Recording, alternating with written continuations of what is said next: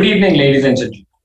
I welcome you all to today's virtual CPE meeting on the topic Forensic Investigation and Controls, hosted by the Central India Regional Council under the aegis of the Digital Accounting and Assurance Board of ICAI. I would like to thank the Chairman of Digital Accounting and Assurance Board, CA Charanjot Singh Nandaji, Vice Chairman CA Dayanivas Sharmaji, and CIRC Chairman CA Atul Mehrotraji for providing me the opportunity to be a part of this seminar, as well as the entire team of DAB for their efforts towards continuous learning and development of the members of the institute. I would also like to thank our learned speakers, CA Rajat Begji and CA Himanshu Aroraji, for contributing their time to this cause. Dear friends and colleagues, a study on fraud carried out by the Association of Certified Fraud Examiners USA found out that some organizations lose close to 5% of their annual revenue to fraud, and the average loss per case is a whopping $1.7 million. More than 40% of such frauds could only be detected by internal tips or through whistleblowers, which leads us to the conclusion that frauds are indeed difficult to detect. To help us overcome this challenge, we have with us today two very learned and experienced individuals who will share their knowledge on forensic investigation and controls. And hopefully by the end of this session, we will all have greatly added to our understanding of frauds and how to prevent and detect them. So without further ado, I would like to invite CA Atul Mehrotraji, Chairman of CIRC of ICAI, to kickstart the program. Thank you, Rohan. Very respected Vice Chairman of Digital Accounting and Assurance Board, Dayanivas Sharmaji, and my elder brother, CS Nandaji, the Chairman of the DAB, with the learned speaker of today's virtual program organized by DAB, Rajat Begji and Himanshu Aroraji, my seniors in the profession, professional colleagues, boys and girls, very good evening to all of you. I am very much fortunate enough to be part of this program because this VCM is being organized on a very, very important topic. And as said by our Nanda sir, that RBI and other financial institutions are willing to offer or to take the services of we professional chartered accountants. The topic is forensic investigation, forensic controls. So it's very important for all of us, the practicing chartered accountants, to know about these techniques, these investigation, and as a professional opportunity as well. As we know that today's financial world is having a lot of these type of transactions where this investigation and controls are required. Forensic investigation is the act of utilizing science to establish facts or evidences which is to be used for crime-based trials or proceedings. 5 common types of forensic analysis, where the handwriting, the computer, the DNA, the blood stains, and the statement analysis. Since long back, the first digital forensic process model proposed contains where 4 processes were there: acquisition, identification, evaluation, and admission. Since then, numerous process models have been proposed through digital devices. Forensic investigation is the gathering and analysis of all crime-related physical evidence in order to come to a conclusion about the suspect. The forensic, if you talk about the forensic accounting investigation, which aids the victim of fraud or financial crime. Crime can vary from tax evasion to theft of assets or misappropriation. Above all, the purpose of these investigations may also be searching for hidden assets, tracing misappropriated funds, performing fraud investigations to recover the lost assets, corporate valuation disputes as well. Forensic audit is designed to focus on reconstructing the post-financial transactions for a specific purpose. These investigations can often be large and complex as well, with a series of well-hidden transactions that need a fine-tooth comb to detect. And as a practitioner, as a professional person, we can also get a huge professional opportunity, and our ICI is very much willing to have more and more these consultants, and ICI is also having a few courses like FAFD, and in the financial world we are saying there are a lot of frauds being we hear in day-to-day life, in the banking sector, in the insurance sector, as far as stock market valuations. Also, the Ponzi schemes are also there. Insider trading is there. So, considering all these things, it will be a great opportunity for all of us to ready our professional future as a forensic investigator as well. So thank you, Nanda ji, thank you, Dayanima Sharma ji, for organizing such a very important VCM on the very important topic for our profession, considering the global economy and our economy of our country as well. So thank you, and thank you so much. And over to MOC for further proceeding. Thank you. Thank you. Thank you, sir, for your valuable words. Friends, we are honored to have the chairman of DAB, CA Charanjot Singh Nanda ji, in our company today. CA Charanjot Singh Nanda is a Central Council member and is the chairman of Digital Accounting and Assurance Board and the Internal Audit Standards Board. He has been a council member since the last 2 decades and has contributed massively towards the welfare of the institute and its members. Throughout his tenure, he has held the chairman's position in various committees, namely the Committee on Internal Audit, Committee for Members in Industry, Women Members Empowerment Committee, Professional Development Committee, Committee for Cooperative and NPO Sectors, and CPE Committee, among others. He has also served as a member of the SEBI Advisory Committee on Primary Markets, Mutual Funds, and the Committee on Disclosures and Accounting Standards. He was a convener of the expert group constituted by the Ministry of Corporate Affairs on Investor Protection and member of the South Asian Federation of Accountants Committee on Professional Accountants in Business. The list of his achievements is long and great, but one thing that I'm sure all the people who have met him would agree on is his jovial and kind nature and his keenness to lend a helping hand to fellow members and students whenever needed. Sir, I welcome you and request you to take over to address the audience. Thank you so much, Rohanji, the Master of Ceremonies. I see Mr. Atul Mehrotra, the learned Chairman of Central India Regional Council.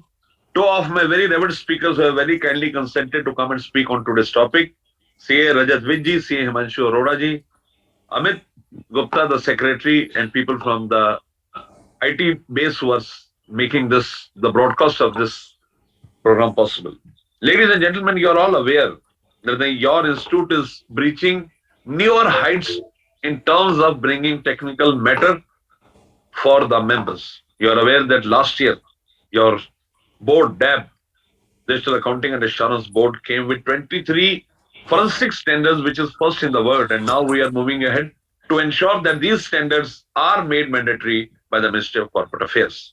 Today's topic encompasses forensic investigation and controls. I want to very candidly put across that as the old traditional professional activities are dwindling, time has come when newer opportunities should creep in. And we as a council, we as a board are very much seized of this fact, and we are very keen to hold such programs all across the length and breadth of the country so that people are effectively utilizing this to hone their technical skills. I want to tell you very candidly that in today's time, your thought process, your working is of great importance. You have to burn the midnight oil to ensure that you give the best. And for that, I want to introduce to you a great area which is there to remain for so many years, which is forensic accounting, forensic investigation, fraud investigation, fraudulent accounting are the areas which will remain, which have to play a long inning And you need to inculcate in you the rare skills of being a forensic investigator. I am reminded of a couplet which says, तराशिए खुद को कुछ इस कदर जहां में, तराशिए खुद को कुछ इस कदर जहां में, पाने वाले को नाज और खोने वाले को अफसोस रहे. Create such virtues in yourself that you are able to effectively serve your clients, your stakeholders, and the regulators in the government. I will not take much time because I am very keen to listen to the words of wisdom of CA Rajat Vig and Himanshu Arora, and they have great on-hands experience of doing forensic investigations. So, ladies and gentlemen, I give back the dais to CA Rohan Mehrotra for further proceedings. Rohanji, the dais is all yours now. Thank you. Thank you, sir. Friends, let's move forward with the first technical session for today, which will be taken up by Mr. Rajat Vig on the topic forensic investigation. Rajat is a partner in the Deloitte forensic practice in India. He is a chartered accountant, company secretary, certified fraud examiner, certified internal auditor, and a certified information systems auditor.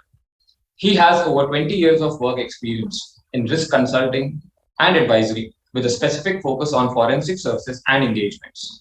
He has worked and executed engagements in over 20 countries globally.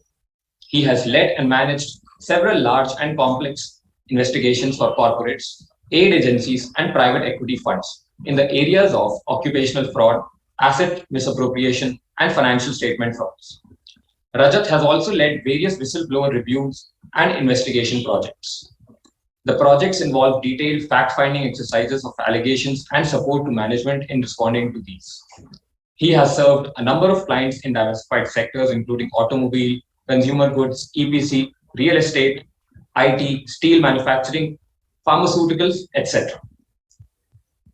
Sir, please take over for your session. I welcome you. Thank you, Rohan, for the introduction. And at the outset, I would like to thank the entire committee, Shri C.A. Nanda ji, Shri Mehrotra ji, Shri Ajay ji, and the entire team which has, conceptualized and put together this session. It is, our great pleasure and privilege to be part of this group here today and talk about some of the concepts around forensic investigations and control. Also, I think Shri Mehrotra ji and Shri Nanda ji pointed out some very, very important aspects of this entire topic. And as you see, I think, the environment around us is changing today, both in terms of internal as well as external, which mandates all of us, as the CA fraternity, to start sort of, looking at the accounts, the books, and whatever we do with a little bit different lens of, detail. Also look from a broader stakeholder perspective, which is the shareholders of the company, which is the regulator, which is the employees of the company, which are the auditors of the company. So the entire 360-degree view of stakeholders, when you would look at, it is very, very pertinent in today's environment that one has this holistic approach of looking at things. Forensic is as they say, it's an art. And there is a very important element of experience in what we do. If we could move to the next slide, please, Abhishek. So we have about, I think, 2.5 to 3 hours, and I know it's a Friday evening. We don't want to obviously, hold you long between you and the Friday evening and the dinner and any other plans you may have. So my idea was, to focus on 4 or 5 sort of, important concepts, and then very happy to take questions. I think, Rohan, the questions they can put on the chat box, and then maybe, there's a way for you to relay to us, right? Sir, we'll be taking questions after each session. That's okay. Okay. Sure, absolutely. No, I think that is good. Just I think so happy to sort of leave some time towards the end for questions. And keeping that in mind, look at setting the context. So I'm going to talk about fraud in a broader sense, in a more general sort of, sense, what is changing and where we are. Sorry, if you keep on the agenda itself, Abhishek. Yeah, and then I'm going to take a deep dive into the investigations methodology, which is some of the, framework, some of the tools and technology, and some of the approach and methodology that we sort of, use and that we have seen over time, sort of, helpful and useful in forensic investigations, followed on with some case examples, which are more real sort of situations and, what may work. The important aspect again is, every case is different than the other case. And I think that's what keeps us all going. Forensic is an art. And because every day is a new situation to handle, I think that makes it very exciting as well for all the forensic professionals. Next slide, please. So starting with a little bit more philosophical sort of, angle. So if you see, it is a point of view. So you see on the screen, there is a picture. From one angle, if you see, it seems like an old lady. From another angle, if you would see the same picture, it may sort of, feel like a young sort of, female. So it is the perception. And I mean, as everybody sort of, sometimes say, and independence, of course, I mean, is in perception. So point of view and the lens of review with which you look at things is extremely important in the forensic context. Next slide, please.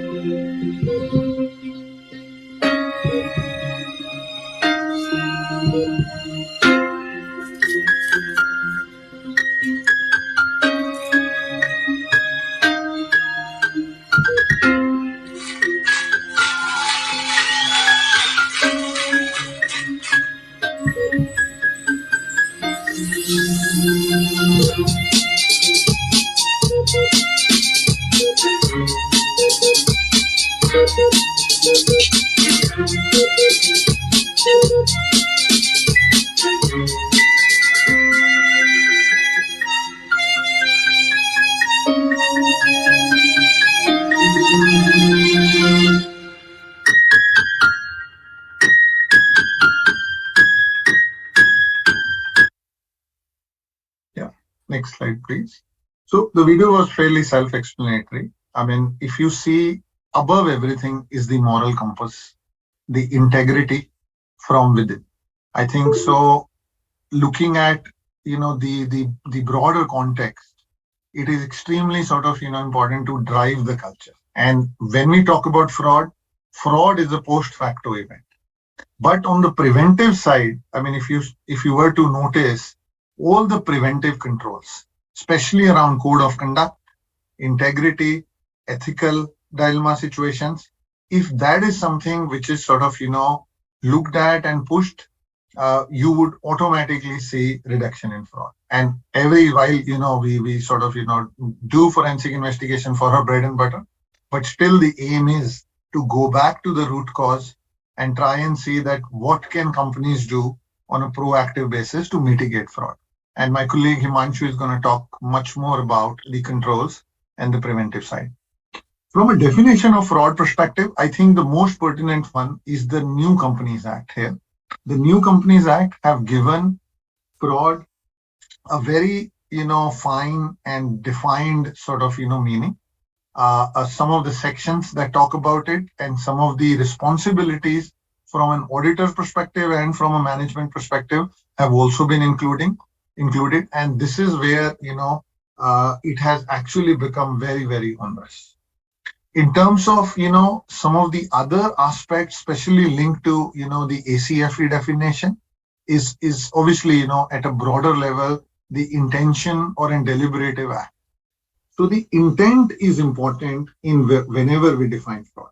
There may be something which has gone wrong, but when we do a fraud investigation, what we look at is that whether it's a misrepresentation or whether it's a misconduct. The difference between misrepresentation and misconduct is the intent. And if the intent is there, that's where, it's really sort of, moves towards the fraud angle. Next slide, please.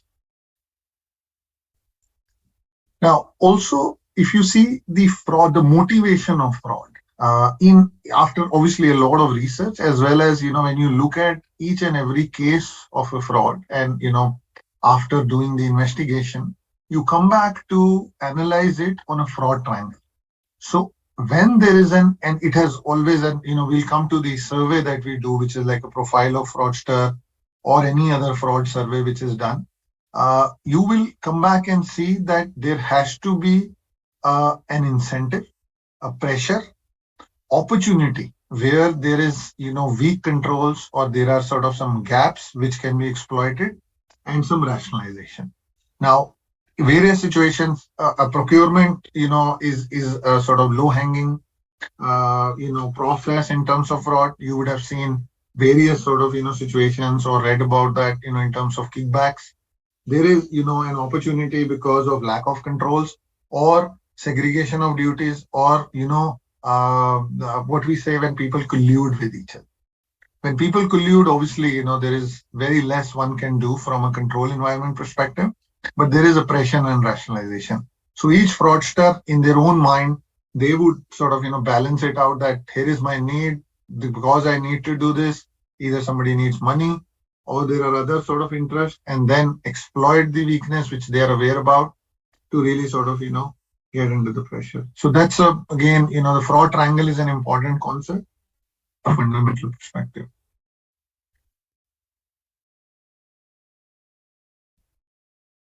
This is a case study. I'm not going to spend too much time in this, but again, setting the context in a particular sort of situation where there was an on a particular financial year there was an unexplained entries which were sort of found, which were in the tune of about 6 crore. When the company investigated it, and the techniques of investigation, which will come in the methodology and approach as well, the computer imaging, which is e-discovery, has become a very important tool in the investigation, which was sort of used here. And based on the investigation and several procedures and the interview, eventually it sort of came out that the culture of the company or the location was such that there were a lot of pressure on the sales targets, on the profitability. And the target in this case, circumvented under the pressure and basically, passed some entries which would inflate and misreport the profit. That's what, eventually came out to be. So in this case, if you see, there may not have been a personal gain to someone. However, just to meet the targets and, coming under the pressure, a sort of, financial misstatement fraud was committed.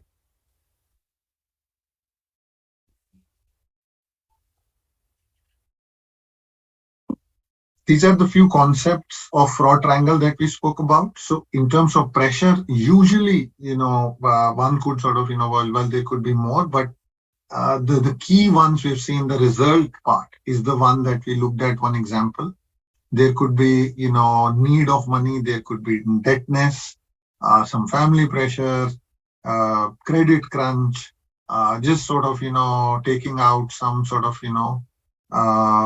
addiction or coercion. So these are usual pressures that have been noted when we have done the profile of a fraudster. And we could look at rationalization and opportunity. Opportunities, the most important one is awareness of lack of controls in the system, or an abuse of authority, perhaps arising from lack of segregation, where the basics like maker checker controls, the reconciliation controls, and some of the other things where and also very important, a lot of cases which we have seen, and especially whistleblower mechanism has been a very, very important sort of mechanism to detect fraud. In fact, I mean, one of the ACFE survey also did highlight that where a whistleblower has sort of, pointed out a fraud, in detecting it early enough, there are about 53% chances that the loss from fraud will be minimized. So that's the importance of a whistleblower mechanism here. So looking at some of these, early indicators from whistleblower also, go back into some of these opportunities that come out. Okay, rationalization. I think this is basically, just again the moral compass, or the like the video that we saw, that it is the justification within the sort of, fraudster's mind that it is okay to do something like this.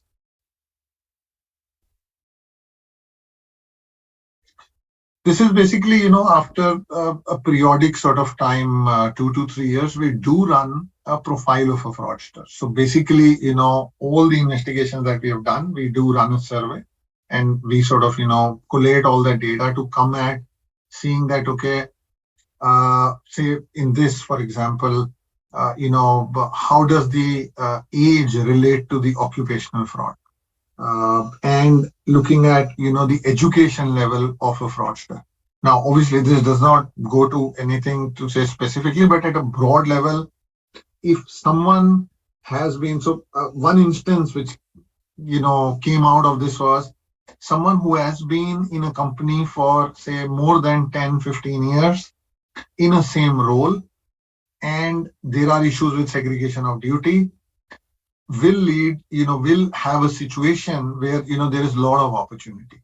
Now, does not mean that, obviously, we are by any means saying that, anyone longevity in the company can do that. But usually, in terms of profile of fraudster, it did come out that the change of job profile is also very important. Like, I think in financial services, they sort of recommend a mandatory leave from that role, which sort of, again, initiates a segregation of duty.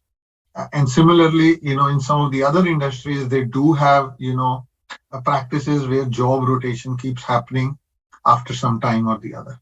So these are some of the indicators, but I think this is more indicative in nature than, specific. I think I'm sure all of you keep seeing this. This all keeps us very busy. While it is not good to sort of, see all this, but that's the reality today, that we do see, a lot of frauds. Now, we've also noticed that, there is a wave which comes. So, if you go back 5-7 years ago, there was a chit fund sort of, wave which came. Then there was, NPA wave which came. And then, in between, there was shell companies. So we've seen, trends. One, if we were to collate the data and look at every, say, 3 years or 4 years kind of a time sort of frame, that's how sort of, both, I think, macroeconomics and, some of the other factors play a role in this. But that's what usually we keep saying. But this is real. This is something where, companies do lose sort of a load of, money, people sort of, lose, stakeholders sort of lose. So it is always, recommended that one looks at the proactive control mechanisms as well as, investigating, fraud.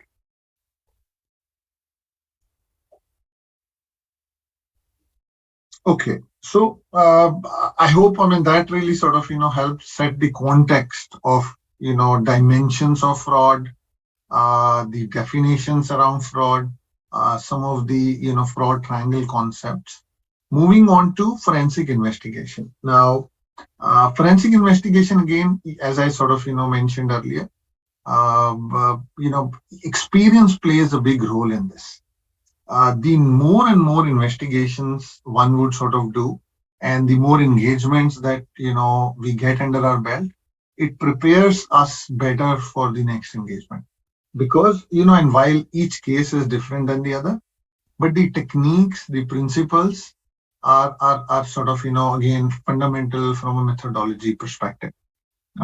So Also, one of the important factors what has happened is technology is playing a huge role in, both operations as well as investigating frauds there. So a lot of our work, if you see, has gone sort of, especially after COVID, everything is pretty much digital today.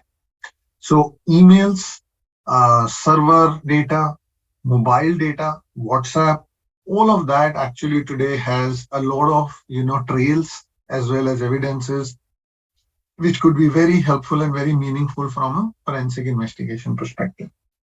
And hence, the entire e-discovery part has taken, a very important, element in terms of pillars of the forensic investigation methodology.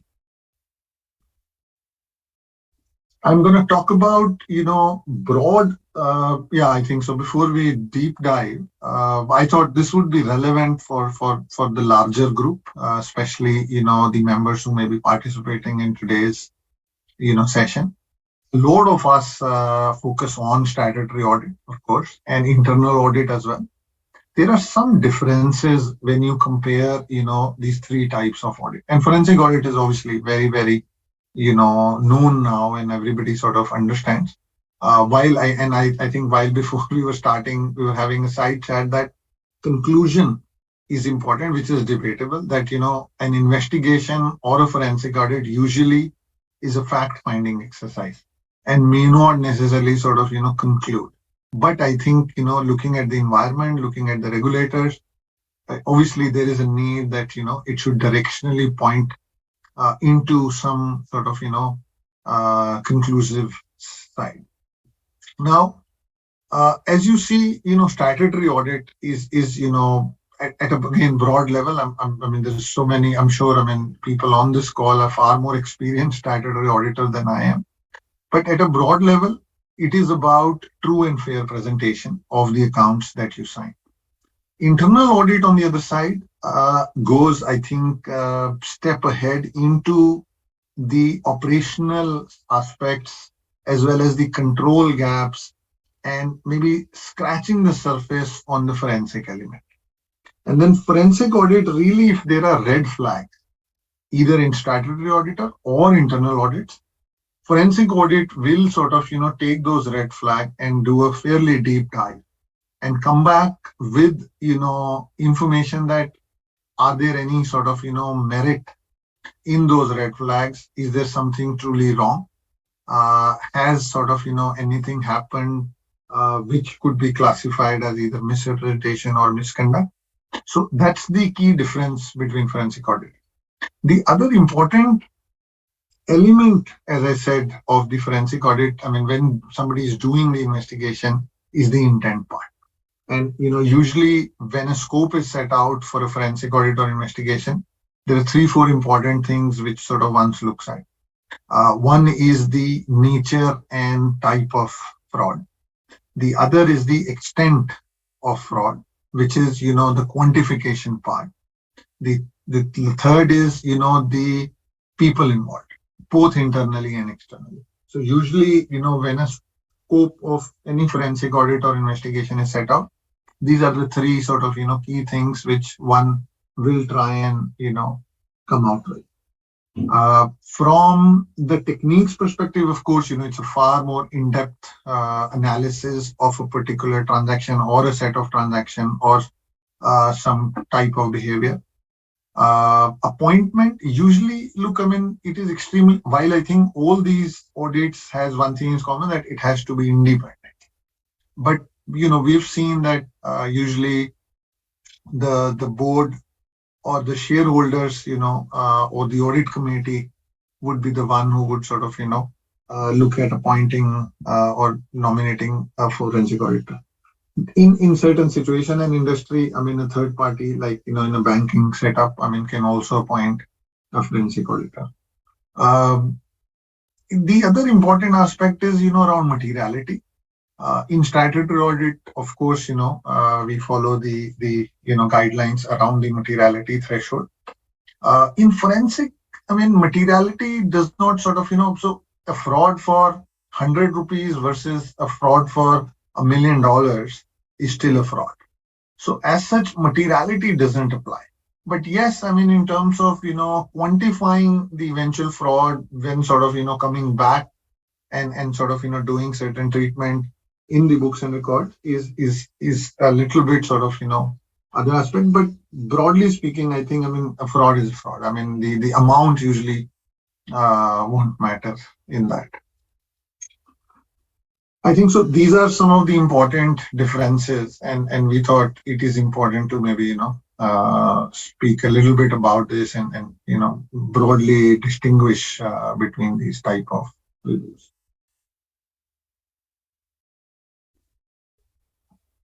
Yeah, I did talk about a whistleblower quite a bit, but triggers, usually, as I said, it will point out to certain allegations, misconduct, but in some of these criteria, one would see that an investigation would be called for, and again there would be a red flag. There is either a ethical issue, a conflict of interest situation, collusion, siphoning of funds, bribery and corruption, any media reports, anything some journalist have picked up or somebody else has picked up, so as they say, there is no smoke without fire.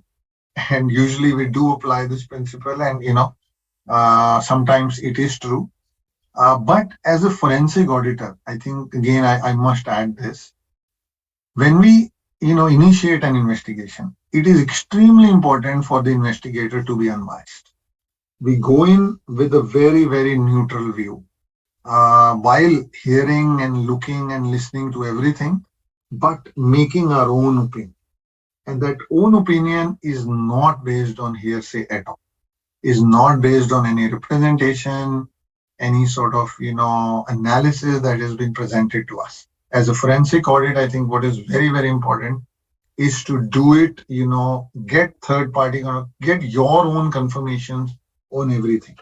And that's how you come back and make your own opinion in an investigation.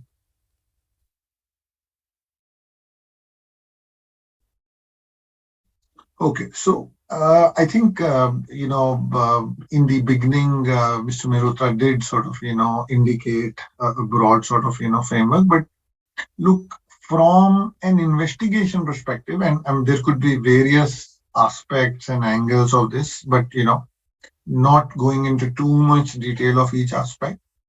There are about these four broad pillars of an approach. Planning an investigation is extremely important. And I think, I mean, obviously for any audit, I mean, for any review today, I mean, be it an internal audit, be it a regulatory inquiry, be it a statutory audit, planning is very important for, I mean, all of us know this. But in this, I think I'll tell you some of the important aspects of planning.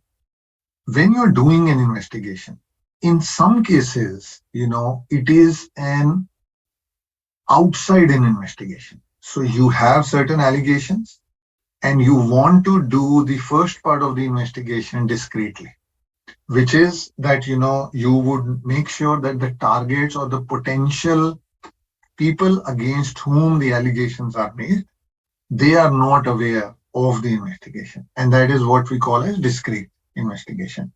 Now, in certain type of, investigation, it is required that we start with a discrete side. So we just start from outside. We try and sort of gather information, data point. Now, some of that may be hearsay in nature, but we are able to bring those anecdotal information into the books and records and start verifying. The other way could be, in some cases, one can go inside out instead of outside. There could be an open investigation. So, there are various permutation and combination to start and run with an investigation. One can come discrete first and then open. The other is open and then sort of, the other could be pick up the data first, which is an electronic data, review that, and then start further sort of analyzing, and then towards the end go to the interview stage. Or there could be a methodology where you will feel that there is a chance where an evidence could we could lose an evidence. We straight away go in, get to the evidence. We straight away go in interviews as well. So that's where it is very unique. Every case is different than the other case, and one needs to very, very carefully plan that what will fit in a particular scenario. And that's where, the experiential learning, some of the, tricks of the trade, if I may use that, come very handy. And the approach and the methodology and the plan for an investigation is accordingly finalized. So that's the planning part. A lot of time does go in planning of an investigation. The second part is really securing the evidence. Now, this could be books and records. It could be, email data. It could be server data. It could be WhatsApp evidence. Of course, keeping the local, law of the land, which is the data privacy and other regulations in mind. Whatever extent, one can go in a scenario where, whether we're working for a company or, a regulator, or there could be various scenarios. But securing the evidence is key. And in securing evidence, as I said, electronic evidence has taken sort of, lot of importance. We do have, computer forensic technology techniques now, with the help of which we are able to recover deleted data from the phones, from the laptops, or from other electronic devices. And with the view of which, we are able to trail out a lot more information. When we review a laptop, we can look at, the email history, we can look at the web browser history. There are a lot of sort of, things one can do. And we have seen that, the digital footprint, any fraudster, or, any in particular case, there is most likely than not that somebody would have left something or the other. So all this helps us get to, eventually a modus operandi analysis that, what happened, how did it happen, who did it, what is the nature and extent of it, and which is, really the analysis part of it. In analysis as well, there are various techniques which are being followed now. Looking at books and records, looking at keyword-based searches, looking at discussions, looking at interviews, looking at some market sort of, inputs, looking at, some kind of a comparative analysis, and so on. Also, very pertinent to add, and hence you can imagine the type of skill sets that are required in an investigation are very diverse. Usually for all the financial, type of investigation, one would look at, forensic chartered accountants, right? Or, accountants. But there are sort of, computer technology professionals. They are MBAs. There are lawyers. There are economists. There are, dispute stroke arbitration related professionals. There are data analytics experts. There are, business intelligence and public domain search type of experts. So the skill set is very, very diverse. We do have some of the psychologists as well. In some cases, we do use doctors where it's health related. We use engineers. We use, technical experts as well, which is case to case. So, the field has really expanded that way, and the culmination of a team really sort of, helps do the thorough investigation and come to a proper sort of, conclusion. Reporting is important because, again, it's a fact-finding report. Also, the way the reports, the forensic investigation reports are written is important. One needs to, be very careful in terms of choice of words in these reports. Our sort, a lot of work that, we have done, we go through as much, anybody of us who's as experienced as well, but we still have 2 to 3 layers of independent review mechanism. Because, when you look at something, from a fresh set of eyes perspective, independent, there are questions that come which further refine the investigation and the way the facts are brought out in a report. So that's a broad, lay on the planning, securing evidence, analysis, and reporting part. But I think I've tried covering some of the key ground level, aspects in this approach and workflow. Yeah, I think I've spoken about this. Multidisciplinary sort of, team is required for a, comprehensive investigation. Technology experts we've spoken about. Yeah, ex-law enforcement, officers, people are also. We do use, some of the forensic labs as well, while, so like a handwriting professional, who could sort of compare stuff, veracity of documents. In some cases, we've actually gone and looked at the veracity of documents, that how old a paper is. If somebody had signed, I mean, one can guess and put a range that, okay, when would this have been signed, etc. Obviously, chartered accountants form the base and sort of the core of the pyramid, because eventually, in most of the cases, one would look at financial loss, or personal gain, or personal profiteering to some people.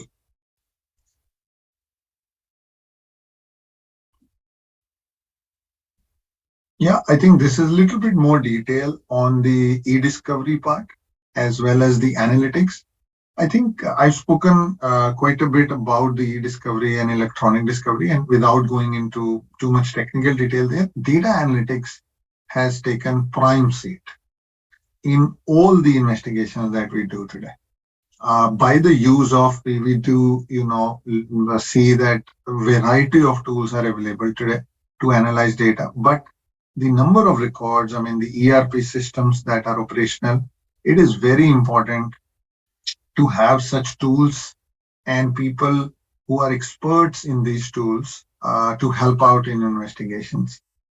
Some kind of pattern. I mean, I'll give you an example here. Financial services, right? When we look at end use monitoring, which is the money. I mean, usually, I mean, in a lot of cases where the banks have given large loans, and one is trying to trail those loans. There are set of 100 accounts, and for say 7-8 year period, I mean, it is humongous data. And by the use of analytics and by the use of certain tools that we have developed over time, one is able to really cut down that time. The bank statement formats and the bank statement data is uploaded to the tool, and one is able to really sort of look at entries and the flow into accounts and downstream into various accounts, and zero in on the utilization part. That's one very good example in terms of financial services, and that whole data analytics which is being used today for the cases of NPAs, for the cases where end use monitoring of funds is required. The other part is the relationship analysis. If you see that today, when you look at the directors in a company, and when you go back and sort of trail that okay, who are the shareholders, who are the directors, are there common director, common ownership, etc. So now there are tools available with very powerful analytics, and they're able to visually sort of present graphs where one can sort of correlate the relationships and potential conflict of interest situation fairly quickly, which used to obviously used to take a lot of time. So analytics broadly again has sort of been a core driver for investigations in the recent past.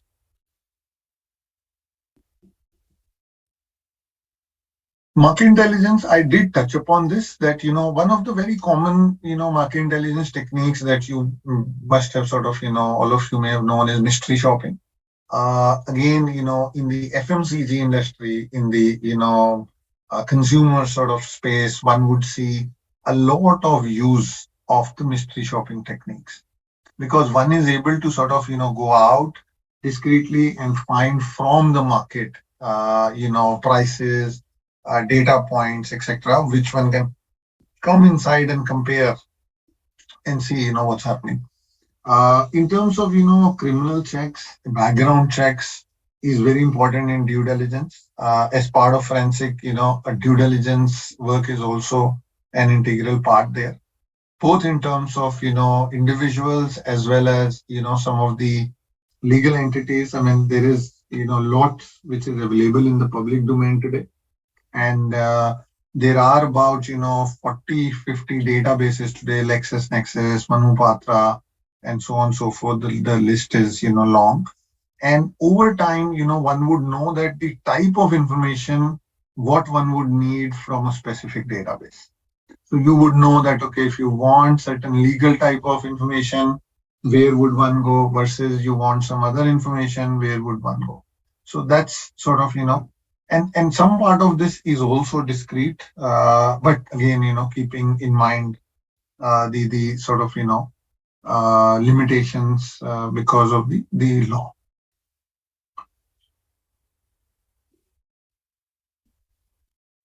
Yeah, use of investigation reports again. I think so. We have seen that this is where we work very closely with the lawyers and the law firms, because one is that whosoever has requested for an investigation, they want to eventually find out, as I said, that what has happened, what was the modus operandi, who all are involved, potentially internally, externally, and anywhere. What is the quantum? How has it happened?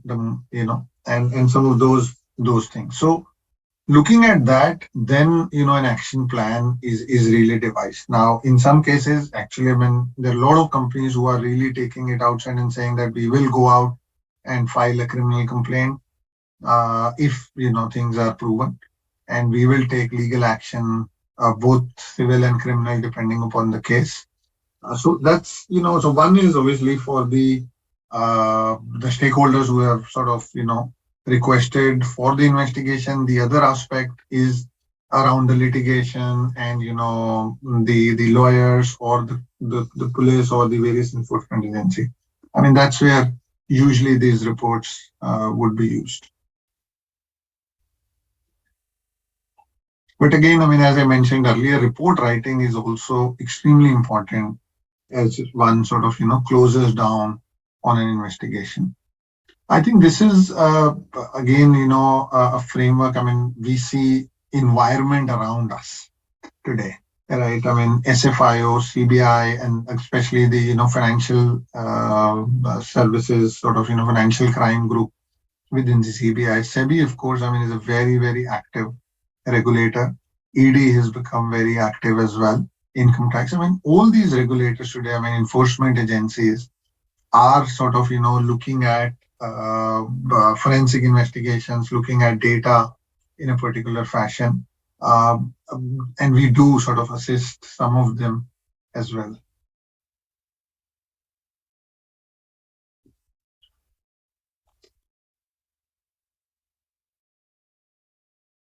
Okay, this is a sort of, I think, another case study. Maybe you can move to the next slide, Abhishek. Yeah. Yeah, so this is a classic example, and I think my team has sort of obviously coded this. If you see, this was a particular investigation that we were sort of doing, where there was an allegation of the bills on transportation, right? So as you can see in the below picture, the meter reading was from 2025 to 2213, which is about whatever kilometers come from. And you look at the bottom one, actually the original was written as 2125, but it was with a pen which is sort of with invisible ink. So when you write it, the person will sign it, but after some time it fades away. And then on top of it, somebody will write another number to calculate more mileage. And when you were to keep this paper under a sort of a light, then only one would see that what was actually happening. So once we sort of detected it, I mean, then the team trailed the entire thing. But this was very unique. I mean, Himanshu, if you want to add a little bit here, I'll sort of bring you. Sure, Rajat, and I think I will also let your throat take some rest. You can drink some water also. I think this is a very, as Rajat alluded to the fact that we did this engagement many years back, and it had all the components of a forensic investigation. right? It had the element of market intelligence. It had the element of forensic imaging. It also had an element of forensic examination of the document. So Rajat mentioned that this particular vendor who was who was providing cabs to the company was doing this for last 4 or 5 years, right? So just looking at one log sheet may not give about the magnitude of the financial impact of the fraud. But when we put this together for last 4 or 5 years, the magnitude of the fraud, came to the tune of almost 5 to 6 crores. And the way this was, very beautifully designed fraud scheme by the vendor. As Rajat mentioned, that it entailed the use of disappearing ink, which used to fade away after a couple of hours, and then the vendor used to override that with a reduced from figure, which led to the enhanced or increased mileage to be claimed by this vendor. So we also engaged a forensic handwriting expert in this case. Abhishek, you can move to the next slide. So and so much so, even the parking slips were also forged, right? So that is the level of greed that was there. And if you can move to the next slide, so I think the previous slide is okay. So here we also engaged the use of the forensic exam, and we used the forensic laboratory, and with the use of expert, it was established that this was a forgery. And then ultimately, the way we do our forensic investigations is that whenever we engage the experts in our reports, we categorically mention the work done by, say, Deloitte and the work done by an expert, right? Because in the future, if this, a lot of time our forensic reports land up in the court of law. If there is a dispute, or if, say, the vendor or a third party disputes the claim made by the company, then it lands up in the court of law, and then we require the use of these experts. So other than the fact about these various techniques which were mentioned by Rajat about market intelligence, computer imaging, data analytics, the use of independent experts is also a very good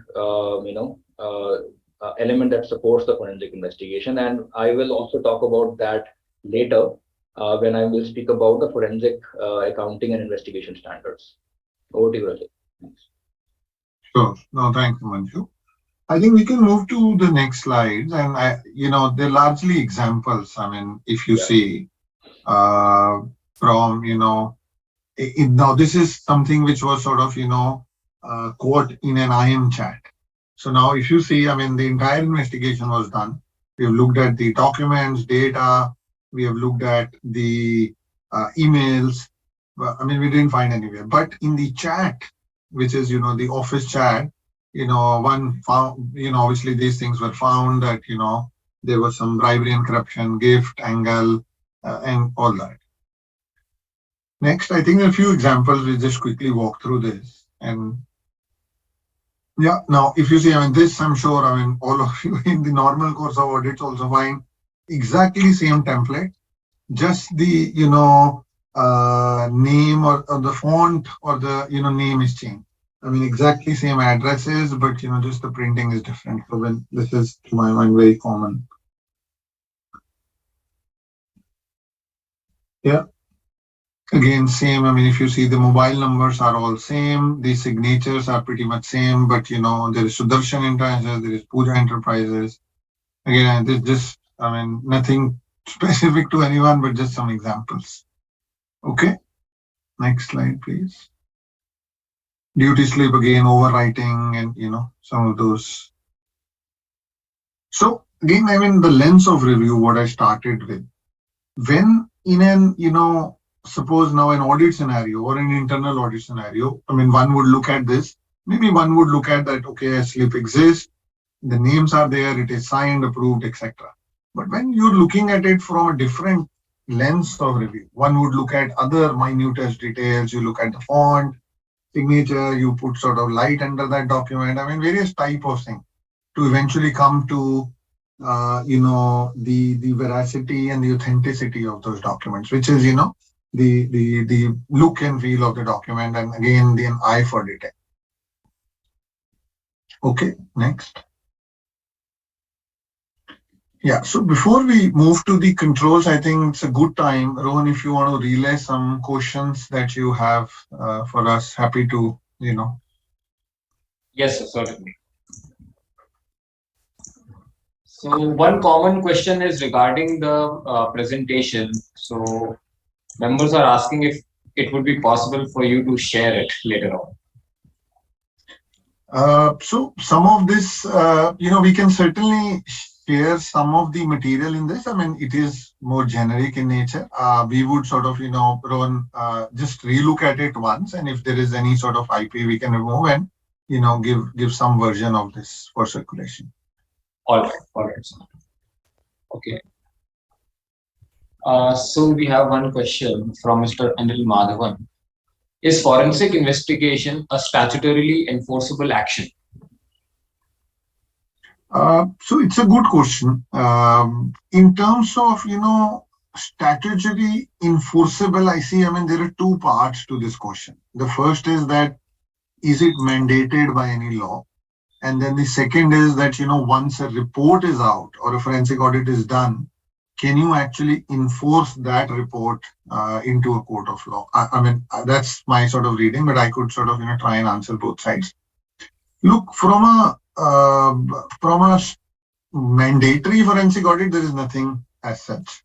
But in the Companies Act today, I mean, the definition of fraud and various aspects related to fraud are mentioned, and the situations where one should look at a forensic audit and investigation. We did talk about, the triggers which will usually, initiate a forensic investigation as well. So from that perspective, it is not mandated. I mean, it will only be sort of, done when a need arises. And usually a need is arising where there is a red flag, where there are any of those triggers that we spoke about. Now, that's one part of it. Now, when a forensic audit is initiated and it is done independently in a comprehensive manner and a report is issued, that report is certainly something which can be enforced and can be used as an evidence in certain proceedings. And, in a lot of matters, we do appear as an expert witness as well on those reports. All right.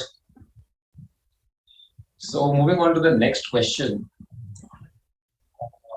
What are the opportunities in tier 2 cities with respect to forensic audit or investigation? Or is there a platform for empanelment? Okay, so I think the question is more from opportunities for forensic professionals in tier 2 cities. Look, I think, forensic is not necessarily tied down to tier 1, tier 2, tier 3 cities. I mean, today, the work that we do, for instance, we have a team of about 600 plus professionals.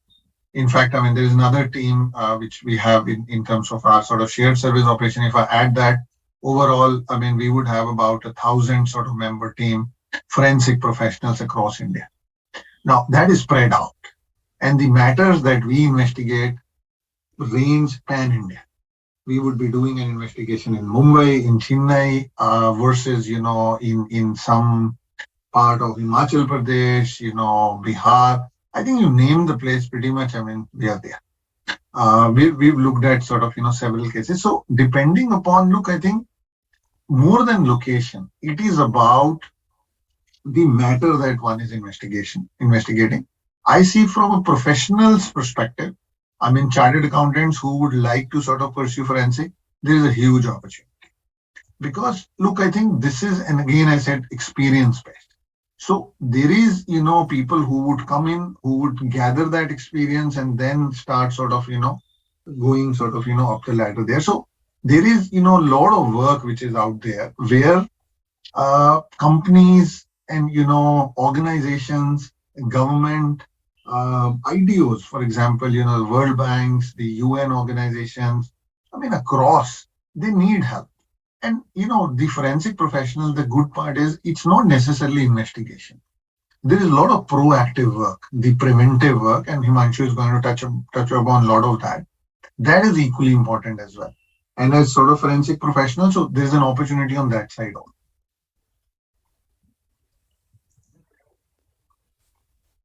So there is another question from Ms. Bhavna, who asks, who should I report the issue if I found fraudulent activities and the senior management is also involved?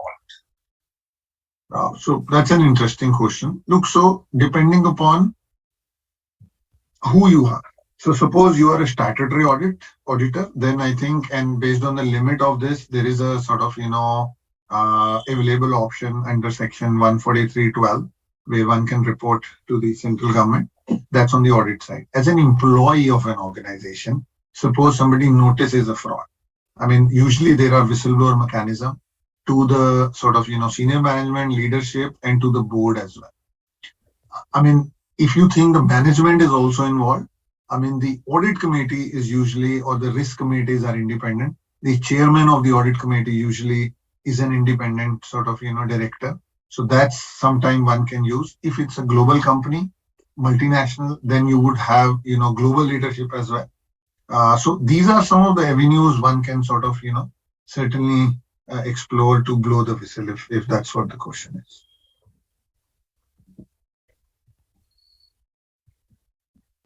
Moving on. So there's another question. How do we tackle the non-cooperation on the part of management, since there is no statutory backing in forensic assignments? Excellent question. I think this is something which is, an area which is, it is a challenge. Look, I mean, we are appointed as in forensic audit, and in many situations, when we go to conduct that forensic audit, we do not get the data. When we will not get the data, I mean, what will we, look at? But interestingly, I think whosoever has requested that forensic audit in that situation, usually it comes back to that sort of, stakeholder and the push that we need to do this, or, whatever actions they can take come to fray. Interestingly, I will tell you another very, very unique example. There was a case where we were appointed to do the forensic audit.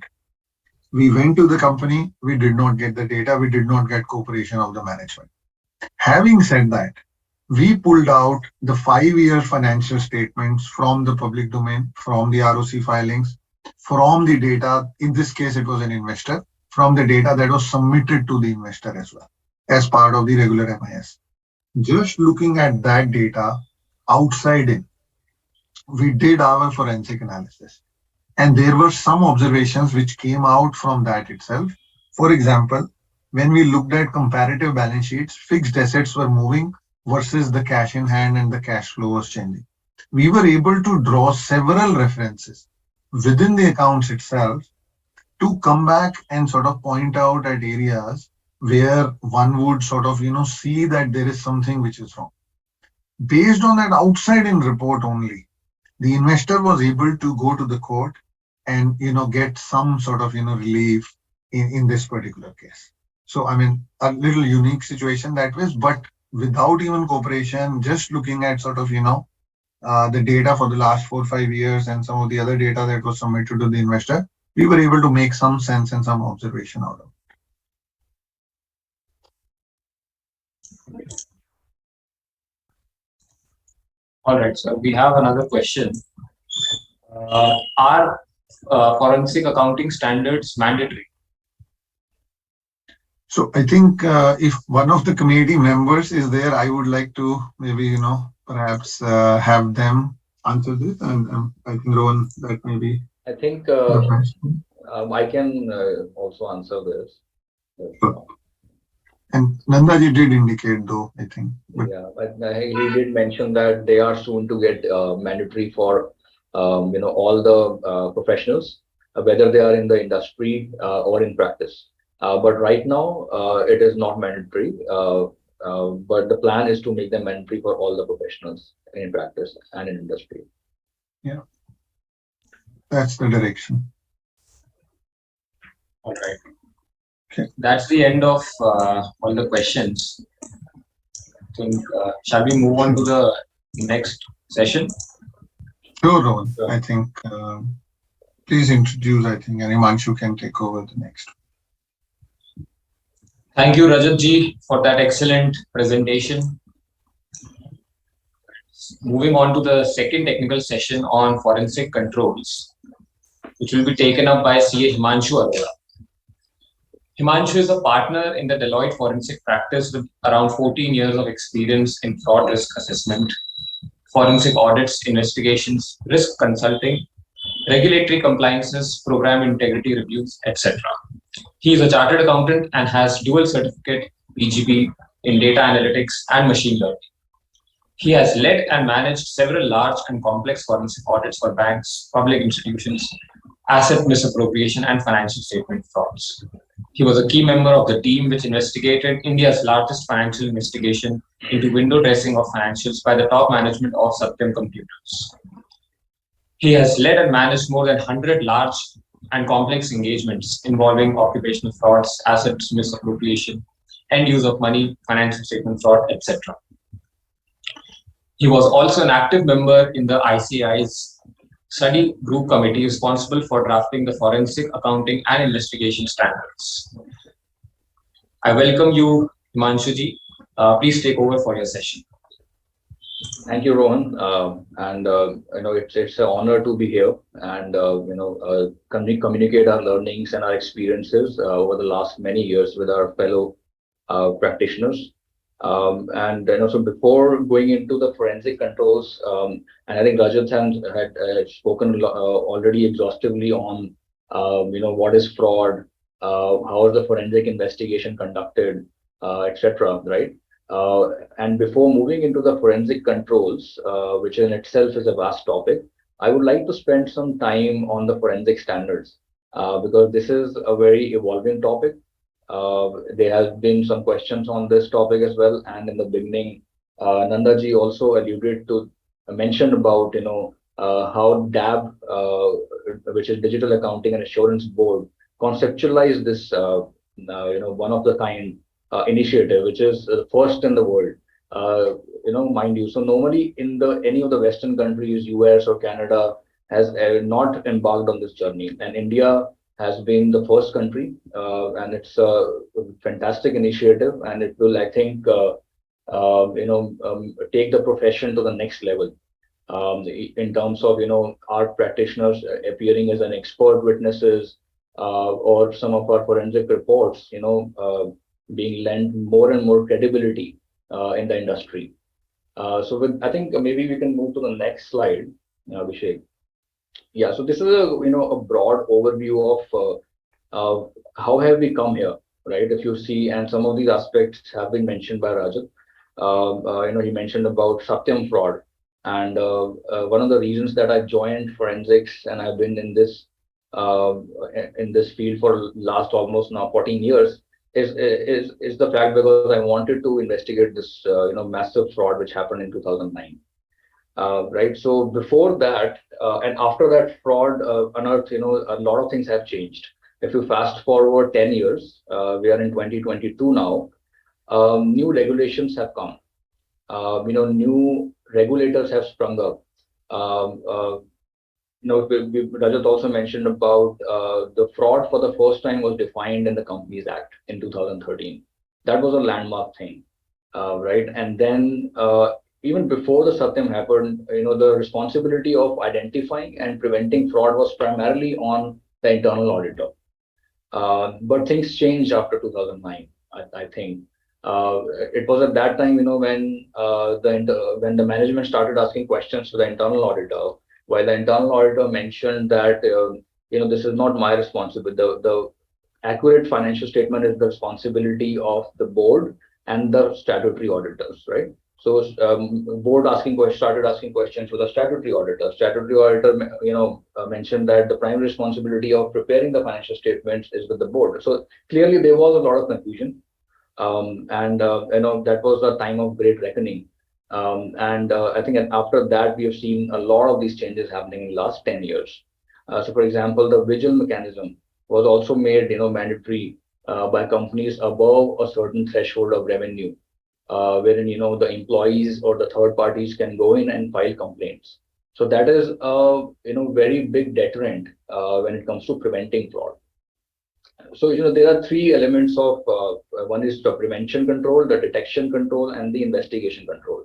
So investigation, we I think Rajat has spoken about on that, but preventing and detecting is also an art and a science, right? We can speak about on and on for almost a day, but it really comes down to the behavioral aspects of the human beings, and it has been happening. The frauds have been happening for as old as a humanity.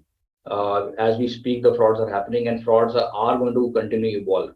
The only thing that will change, I think, is the nature of frauds. Right?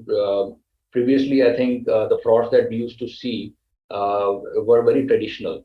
A procurement person in a procurement department, perhaps maybe favoring a certain vendor, right? Or a cash or a cash being embezzled by a finance person in a finance department. But now, increasingly, we are seeing the use of technology. And I think a lot of our colleagues and professionals who are joined on this call are from tier 2, tier 3 cities. The cyber fraud, for example, the cyber incidents is on the rise, and the primary target of of these individuals are the tier 2 and tier 3 cities. So I think having said that, a lot has changed. Companies have also started investing in technology. In terms of prevention, there are they can essentially be divided into three parts. The people part, and the process part, and the technology part. In terms of people, having a right structure in place is very important, and I'm going to talk about that in the further slide when we speak about when we discuss the three-layer of defense. In terms of technology, the use of data analytics is very is very important. A lot of these patterns and the red flags are now hidden in the humongous data that lie there. I mentioned Satyam. It was a huge kind of a fraud, and the revenues were inflated to the tune of 7,000 crores. And I and the team spent almost a year there, looking at the debit leg of the credit transaction and the credit leg of the debit transaction. And eventually, after 1 year, we were able to identify the fictitious entries to the tune of 7,000 crores. And we use the data analytics tools. Otherwise, it would have taken almost the same amount of time it took Ramilinga Raju to commit a fraud, right? So these techniques have become very important, and not to mention undermine the importance of the tone at the top, right? In terms of the process, it is very important for the senior management to clearly communicate the seriousness of this issue. Otherwise, the employees down below will not take it seriously. So I think coming back on this forensic standards, right? So we are now in 2021, and this is a step in the right direction. There are about 23 or 24 standards have already been drafted. I was part of a couple of them, and this was the initiative which was taken by DAB, which is DAB is an organization which is also has organized this session. So maybe Abhishek, you can move to the next slide now, and we can dive into the couple of details. So why are these standards were the need of the hour? I think one of the questions that was asked was whether the forensic audit is mandatory. While the forensic audit is not mandatory, but there are some organizations and regulators like RBI who have made forensic audits mandatory for NPAs which are which have an exposure of over and above 50 crores. And that gives a lot of opportunity for our members on the call, or the professionals on the call, in terms of going out and seeking these kind of opportunities, right? And I think in last couple of years we've seen that the forensic activity has only doubled and quadrupled, and I think this trend will continue, and the forensic activity will continue to rise. It is both ways. If the economy is growing, even at that time, on a preventive basis, companies, spend money to get the proactive forensic diligence done. If the economy is going down, when then, a lot of skeletons, unearthed, a lot of, things that have been hidden come out. So now, we are witnessing that phase where US is going to in a recession, and the trickle effect will also come down to India. And we are seeing a lot of startups, now Zilingo, or a lot of this, there are news there out in the public domain where things have come out. So I think there is a lot of opportunity for all of us. And like Nandaji mentioned in the beginning, all we need is to hone our skills now, right? So I think in terms of forensic audits, there was also an expectation mismatch. And this was mentioned in the beginning, and it was discussed in the beginning as well, that how from the regulators, from the management, and from all the stakeholders, there has been increasing, expectations from the forensic auditors now, or the forensic accountants. They look for a conclusion, and sometimes they also look for an opinion. While it is not our job to give an opinion, that is something which falls into an area of judiciary or a legal fraternity. But when it comes to fact reporting, or carefully concluding whether there are indicators of fraud, there I think the FAS standards have made very clear that a forensic accountant needs to logically conclude the matter, right? And once these standards become applicable, this is something which would be expected out of all the forensic accountants and investigators. So that this is something which has come out as a good clarity, and I think there has been increasing now expectations, especially from the banking community. The Indian Banking Association had come out with a circular where they had encouraged all the banks now to encourage the forensic auditors to submit a proper, logical, and conclusive reports. Right. So there, I think there's something, and while I think the practitioners needs to be very careful and be very careful in terms of what are they writing and how are they concluding. These conclusions should be supported with adequate, limitations and disclaimers, so that in the future these reports, are acceptable in the court of law as well. Right. So yeah, I think in terms of another factor which led to the construction of these standards was there was an absence of guidance. Like we have guidance for the statutory audit, and we have guidance for internal audit. Those standards are already quite evolved. But as for when it came to forensic audits, there was not a ready reckoner or a guiding principle available. So that was another need, which led to the development of the forensic standards. And I think there was an inconsistent approach as well. I have seen forensic audit reports which were highly opinionated in terms of even concluding that there was a malified intent, or there was a fraud, or there was a crime that happened. But that really is not the mandate or a job of a forensic accountant. Right? Our mandate or our expectation is to bring the facts on the table, so that the clients and the regulators and all the stakeholders can logically conclude, whether they are indicators of fraud or not. So there's a middle, ground has to be achieved between opinion and a conclusion, right? So Abhishek, maybe next. Yeah. So this is I guess mentioned in the beginning, it's a first of its kind. This is an overview of all the standards. It's been divided into 600 series. The 100 series talks about the key concepts, the nature of the engagement, what is a fraud risk, what are the laws and regulations which are applicable, and applying hypothesis. Because investigating a fraud is kind of a negation exercise where we are negating possibilities that how a particular fraud may have happened. So this is an important series. 200 series talks about the standards on engagement planning and acceptance. I think Rajat also spoke about it in the beginning, how engagement acceptance and appointment is very important. And I think a lot of time should be spent on deliberation between the client in terms of what is the expected outcome. If we know what needs to be achieved, it would lead to a far less, pain later, because I will also share a case study in the next slide, where it took us almost more than a year to logically conclude an investigation. So I think maybe Abhishek, with this you can, yeah. So these are the key features. They are, principle based, and thereby they're providing enough professional freedom to the professionals to, apply their professional judgment. So in nutshell, I think they talk about what needs to be done, but it does not talk about how it needs to be done. Otherwise, it will become very, restrictive. And I think it covered areas and key concepts. And there was one question from one of the members about whether it is mandatory.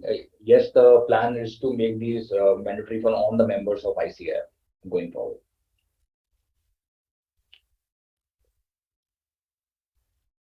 So this was a typical, case study, and this just took this is a live example, live practical example.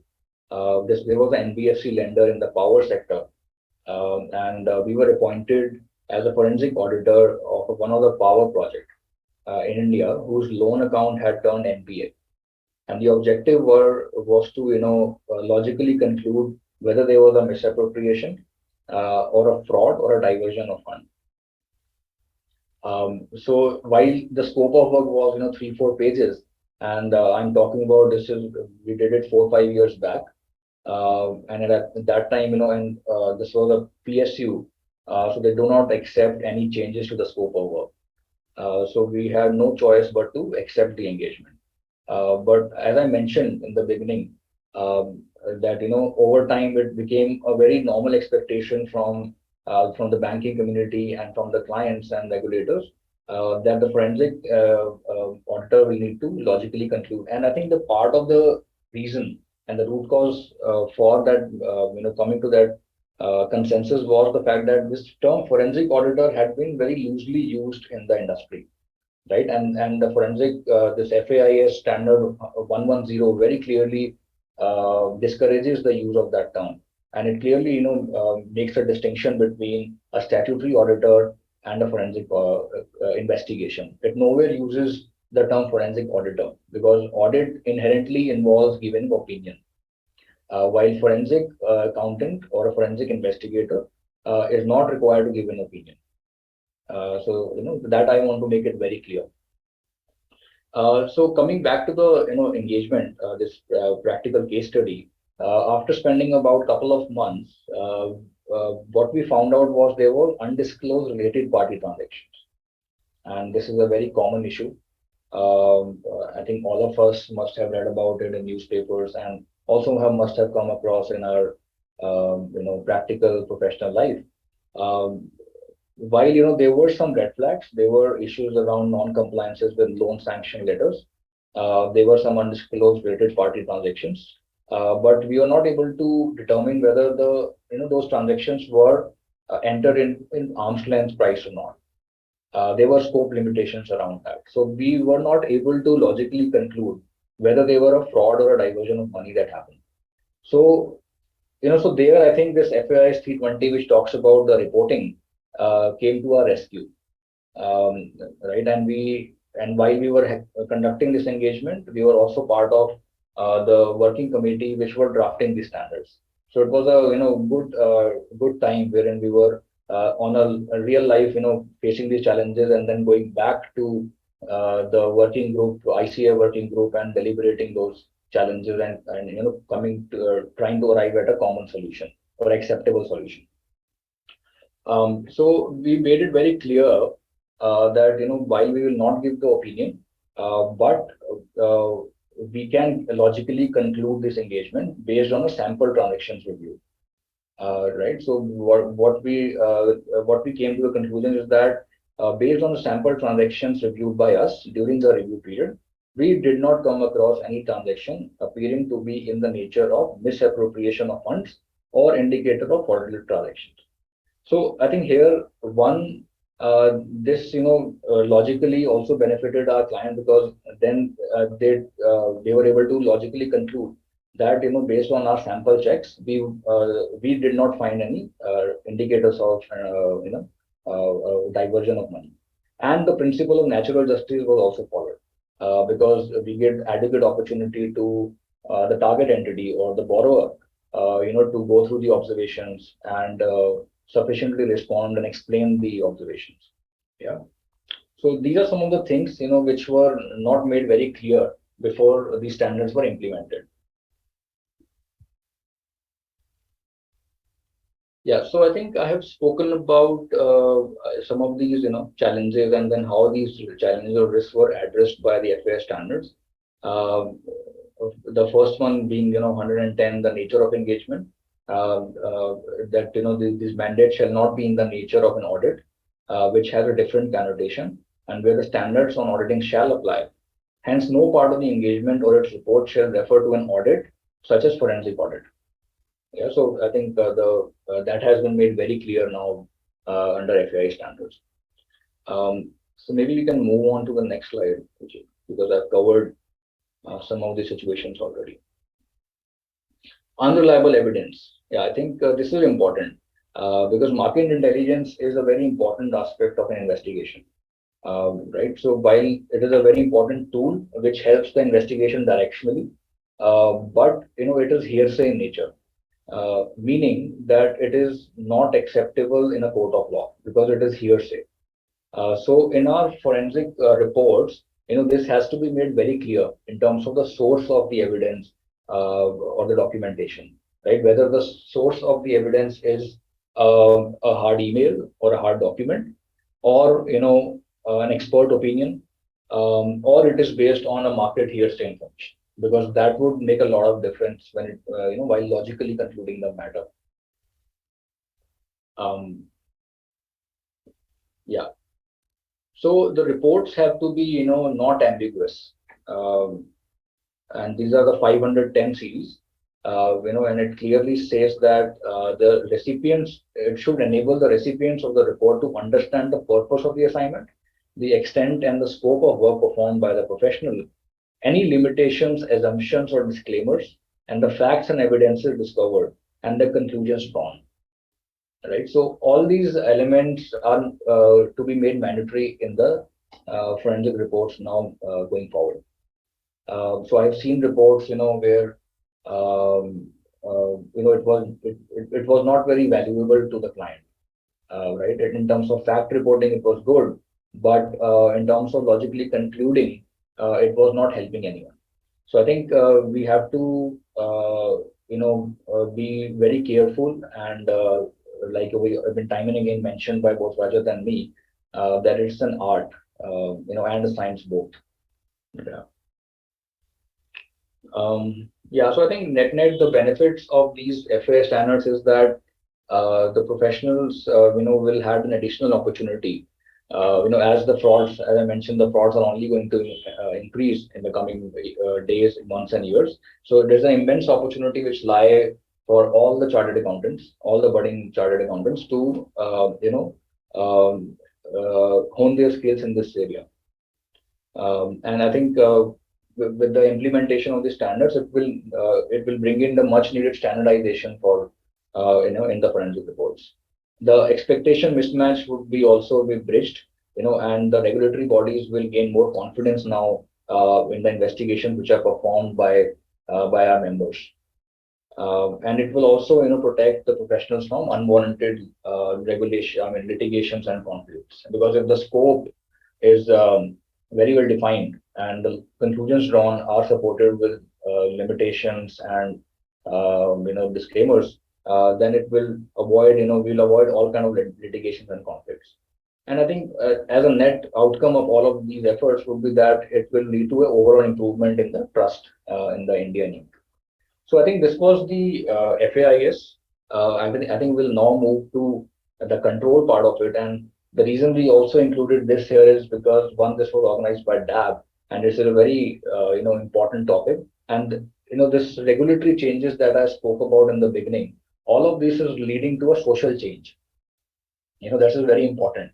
And social change would lead to self-control. And I'll explain why I'm saying this. Because no matter how much fraud risk management or preventive and detective controls the companies or organizations may implement, but frauds will happen, right? Uh, they will continue to happen. The only thing, like I said in the beginning, was that the nature of frauds will change, right? So, at the risk of being very pessimistic, I'm saying this that they have been happening, but the perception of detection is very important. And I give this example. I think we all give this example about a camera, right? A camera being installed, will deter a lot of activities or incidents could happen, even if the camera is not working, right? So here in this example, the analogy of the camera, by I mean, the preventive and detective controls. So I think these are the control areas, various control areas, and this is based on the COSO framework. The COSO framework, I think, which was implemented somewhere in 1990s, right? And it talks about the internal controls, and the fraud risk management principles are also based on these five principles of managing fraud. Starting with the control environment. So tone at the top is very important, right? So no matter how many paper policies or how many policies and procedures are implemented, if those are not being communicated properly by the top management, by top management I mean the board of directors, the senior management, the audit committees, if they are not being articulated or communicated regularly by them to the employees of the organization, the chances are, that that organization will be more vulnerable to fraud. Because employees, the only thing that would deter them would be the risk of getting caught. We spoke about the three elements of fraud in the beginning, right? There was pressure, there was pressure and incentive, there was rationalization, right? So these are some of things which lead people or human beings to commit a fraud, and these elements would always be active in some shape and form in an organization. So it is very important that the control environment, the tone at the top, the policies and procedures are updated. So, for example, the fraud risk policy. Abhishek, if you can move, maybe jump to that, document. Yeah. So, see, this is a snippet of an anti-fraud policy, right? So, a lot of organizations, now have developed this, and having a separate anti-fraud policy is a very clear messaging for a zero tolerance. Right? So there are companies who still don't have it, and there are companies who still don't have the code of conduct. But then there are also companies, who have all these policies, and we help a lot of our clients in drafting these policies. So now, what are the key elements, which are covered in this policy? One, of course, is the very clear and articulated statement by the top management, in terms of the zero tolerance. That is very, very important. Then comes the scope of work, on who all this policy is applicable, right? It's employees, the senior management, the board, vendors, third parties, extremely important. The roles and responsibilities. So clearly articulated anti-fraud policy will go a long way in deterring fraud. A lot of times, what we see is that the policies are not clearly articulated, and it is there are a lot of confusion. And while it is a 7, 8, or 10 or 15-page policy, even after reading it, one cannot make out that who is responsible for what. And that will bring me to an important point about the three-layer of defense. And I think we'll talk about that later. So the other important aspects about this policy is, so one, preventive, the second, detective, and third, investigative, right? So once the fraud has happened, so then the detective investigative controls kick in. And you can see, the bullet point number 5, and it should, sometimes the clients are even gone to the extent of having a robust investigation plan into this document, right? So I think it's very important. Fraud risk assessment, again, it's a very important tool. So now, what is fraud risk assessment? You see on the left-hand side, this is a register, right? So so let me just break it down for you. We all understand fraud now, right? And we have spoken at length about it. Now, what is a risk? Right, a risk is something, a likeliness of unfavorable event happening in the company, right? Which can harm a company. So there could be several elements, or there could be several situations, and there could be several conditions. An organization work, in tandem with internal and external environment. It regularly communicates with its employees, its stakeholders, ecosystem, vendors, regulators. So among all these, conditions, there are situations when a fraud risk can or fraud conditions prevail, and because of this fraud risk or conditions, a fraud may or may not happen, right? But wherever there are risks, the companies should, focus their efforts there. And that is what fraud risk assessment is. Because I think I always say that unless companies do not know where they are vulnerable, or where the risk lie, it will be very difficult for them to mitigate that. So that is where I think we play our part. And the way to do it is that you see on the left hand side, Abhishek, if you can point the cursor there on the top, right? So you see this risk. There's the risk description, right? Which is a condition or a scenario that can happen in a company. It may or may not have happened so far, but can happen, right? So now, what is the inherent or what is the likelihood of that risk? Whether it's a high risk or whether it's a medium risk, whether it's a low risk, and then the impact. Right? Impact can be again a reputational, a financial impact, or operational impact, right? So, and it is not a one size fit for all. Every company has a different culture, different processes. It operates in a different, environment. So, for example, an oil and gas company, would typically may face a more risk of corruption because of large volume of procurement happening. Than NBFC or a client in the banking domain, which may be more prone to the risk of pilferage or a cyber threat, right? Or maybe the evergreening of loans, right? Or diversion of funds. So every situation is different. Every client is different. And like I mentioned in the beginning, it's more an art than a science. So when we have discussions with the management. We have discussions with the process owners. It's an iterative process. It's a mutually learning process where we have discussions. We do surveys, right? And as an outcome of performing all these activities, we prepare a laundry list of all the risk scenarios, right? And then we also tabulate, what are the existing controls in the organization that currently mitigate those fraud risks, right? Um, and these internal controls can be in the nature of preventive, detective, or investigative, and they could also be in the nature of whether they are manual controls or whether they are automated controls. Whether they are driven by technology or whether they are driven by people. Um, I think wherever we go, we suggest or we recommend that as much as possible, the internal control should be technologically enabled and less people dependent. Because tomorrow, if people move, the internal controls get affected accordingly.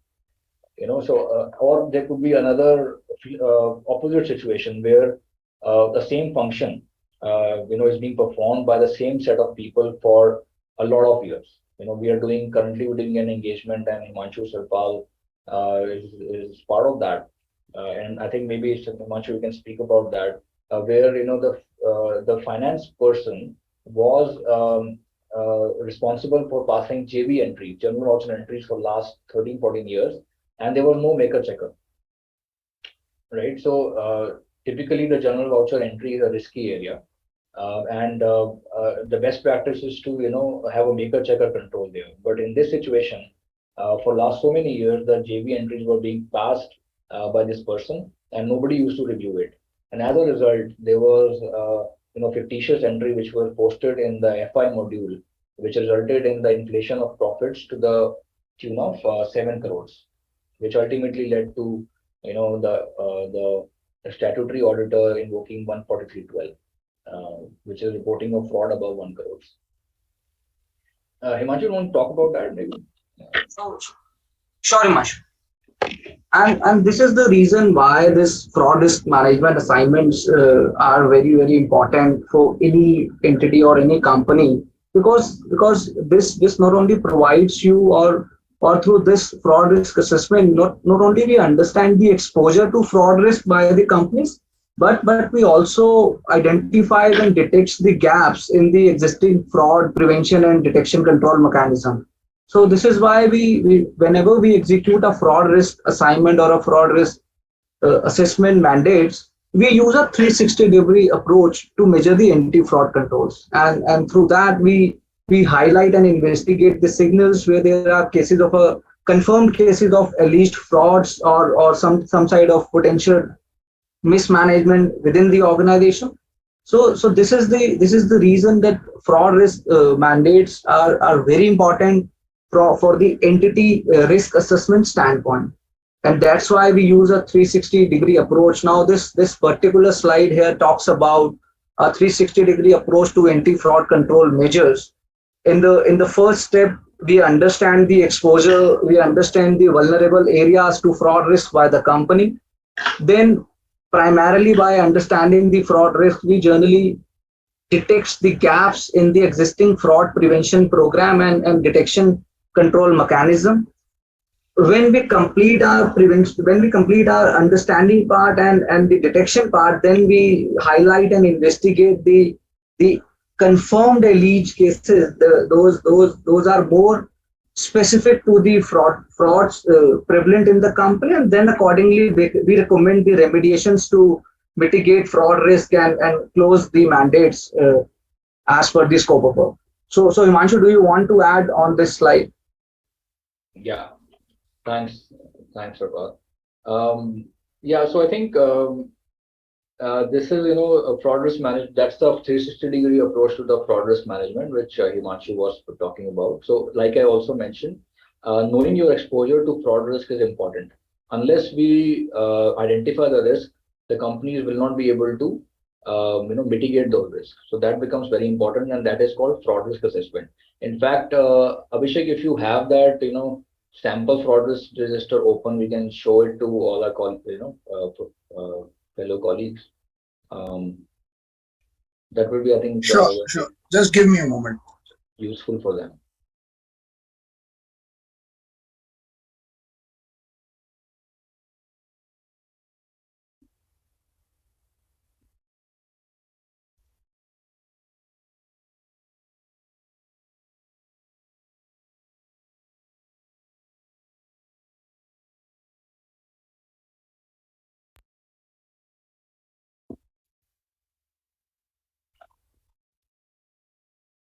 Yeah. So this is a sample, a fraud risk register, and this is a very important, tool for the fraud prevention of frauds, etc. in the company. So you can see that there are various columns that need to be populated, in the companies. So starting with the processes that need to be covered. First, for example, if it could be a cash process, or it could be a P2B process, it could be a sub process, and then a fraud scheme. A fraud scheme is typically a description of the fraud risk, right? And then if you can move to the right, Abhishek, then comes the risk description and the risk source, right? And we've spoken about the likelihood and the potential impact. And the risk rating. Risk rating meaning whether it's as per us, the risk is high, medium, or low, and that depends on a lot of factors. Whether because of that fraud scheme, how much financial impact it can have for the company, right? So and some of these control testing, then whether the control which are in place, whether they are manually driven or whether they are technologically enabled, and whether they are in preventive or detective in nature, right? And then we end it with a management comment or a recommendation. One thing which is not coming in this template is the residual risk. Right. So what is residual risk? Residual risk is something, even after performing all of these steps, there is some amount of risk that will still remain, which I also mentioned in the beginning, that fraud, no matter how much controls we implement within the companies, if the fraudster is determined to, break the controls, say with collusion, or say with, ineffective internal control system, he or she will be able to do it, right? And that's where the residual risk becomes very important for the management, because having a view of the residual risk will help them make a decision whether to invest more on, say, technology, or say, on initiatives like fraud risk management, or initiatives like having good robust policies and procedures, or initiatives like trainings, very important again. If you can move back there, I think, Abhishek, on the training slide, training is something which is very important again. This is something that has to be regularly done, and the content also has to be, in line with the sector or the industry in which the company is operating. Right. So yeah, so we can move. Yeah. So making employees aware about their obligations. So do's and don'ts are very important. Sometimes the employees, or the people in the organization are not able to make a distinction between a right and a wrong, and sometimes there is no distinction, right? There are always shades of gray, uh, and that's where some of these activities or these exercises become very important. When we are doing one case here where the finance, again, from the person from the finance department passed these journal entries, right? And the first entry that he passed was due to an error. And now, in order to hide that error, the poor guy kept on, again passing those entries and reversing it in the next month, until the time that he couldn't succumb, he succumbed to the pressure and resigned. Right. So this is a classic example where, if there were trainings, right, or if there were, say, a whistleblower mechanism, or where there was a good open culture in the company, of coming out in the open and speaking to the superiors, where there was no pressure of performance, then I think the situation could have been avoided. So that's where trainings become very important, and those trainings should cover awareness about the organization code of conduct, very important. And if the organization has an anti-fraud policy, it should cover aspects related to those. It should also, in my opinion, and depending on, again, the culture of the organization, make very transparent about the frauds that have happened. Depending on the regulatory aspects, and then what has been the outcome. And the outcome has to be also standardized. It shouldn't happen that it's an ad hoc kind of a response. It's saying, in one case, the organization or company took a very lenient view, and let the person continue within the company, and in another case, the company took a very harsh view, right, even to the extent of terminating the employee. So these kind of things has to be communicated very well, so that there is no confusion, and the wrong messaging should not go out to the people, right? So I think, again, reporting this, as a these trainings are a very good means to reinforce the whistleblowing channel, and at the end of it, this training should also be, the employee should be able to generate certificates, right? And these should be then linked with the performance incentives also. So employees who are not doing these trainings, this should have an impact on their performance. So these are some of the aspects of trainings and fraud risk assessments we've spoken about. So really, I think all these techniques will fall into 4 or 5 categories. One is people, process, and third is technology, right? So maybe I think, Abhishek, we can go to the 3 layer of defense now, which is more to do with people. Yeah. So this is a 3 layer of defense. Uh, so what is the first layer of defense? It starts with the business owners, really, and the process owners. Um, so those are the first layer of defense. And I always say this, that if your first and second layer of defense are strong, then the reliance on the third layer line of defense would be less, and vice versa, right? So third layer of defense are people like you and I, statutory auditors, external auditors, forensic accountants. external, internal auditors. So these are the third layer of defense. The second layer of defense are internal audit function within the organization, the fraud control units, the risk and compliance functions, and first layer of defense are the business owners. So I think as a robust fraud risk assessment or a management exercise, as part of the trainings, the business owners who are really the front line, right, should be trained on all aspects related to fraud. And this really helps because at the time of designing a program or at the time of designing a product, if aspects related to frauds are taken care of, then the possibility of fraud happening later becomes less. I can share one real life example.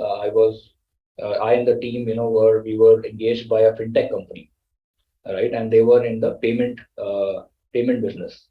And we all know this industry has been evolving a lot now. And so they were every time and often they were launching products in the market without really in a very haste, right, without really documenting a lot of stuff, right, without documenting the fraud risk parameters of fraud risk. So in this incident, what had happened was that just after the product was launched, a few months down, the fraud cyber threat happened, a cyber incident happened, where their platform was used to process, crores of payments by some bad actors, and the root cause of that was really, the sharing of passwords, right, the sharing of login information of the demo ID. And when we reviewed the IT policy of the company, it was nowhere mentioned that the sharing of passwords and login ID is prohibited. So that was one root cause. Then again, it was nowhere mentioned or documented. There was no policy to restrict the use of a demo ID, and the demo ID was being shared with all the external customers, external merchants, and that's how the platforms were misused. So, which is why the first line of defense, training them well in the aspects related to fraud is very important. So all of this, kind of culminates into a perception of detection. Right? I gave the example of a camera. Even if the camera is not working, if some of these things are working fine, a fraudster would always be, afraid of committing a offense. Right? So yeah, I think from my perspective, this is what we wanted to share from fraud risk management and controls perspective. I don't know if Himanshu or Abhishek, you want to add something. Actually, just to add on a training and policy piece. So guys, let me just take you a practical case study where and why the policies like code of ethics should have a mandatory clauses with respect to frauds, bribery, and kickback, and that should be addressed by these policies. So Abhishek is one of the director of a leading pharma company, and suppose I am an official of Ministry of Health and Welfare. Now Abhishek's company has manufactured certain medicine or a drug for human consumption, but to release the same in the market, my approval is necessary for that, and due to that, Abhishek has offered me a gift, let's say a brand new car or a foreign trip, or he offers me to provide a job for my son in his company. Now all these offerings can be termed as bribery in my given example. But if your policies, if your training programs does not address these provisions, then employees will not be aware that what are the do's and don'ts while dealing with the government official. So that is why proper training and policies are very, very important for any entity or any company. So over to you, Himanshu. That's it. Sure. I think we have already topped the hour. It's 8 p.m. So maybe Rohan, if we can open for the question answer. Yeah.